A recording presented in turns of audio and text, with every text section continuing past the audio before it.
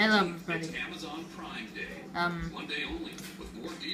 If you don't know what creepypasta means, just go look it up. Hi.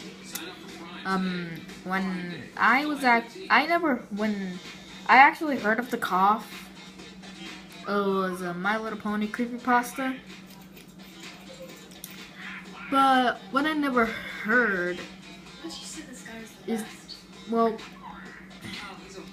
I remember seeing when I actually never heard of the cough.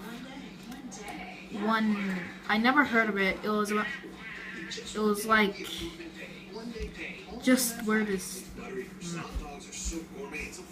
male pony wakes up in Equestria, and he just looks at it, and it was apocalyptic. Some of the characters,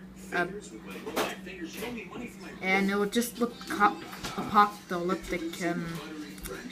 I don't know what was going on. Could that video be a reference to the creepypasta cough? I say yes, because it looked apocalyptic, and it looked like the apocalypse. Had to say it again. And plus, it looked like it was infected. Oh, well, this is my theory about the cough. See you guys later. Like and subscribe and leave a comment.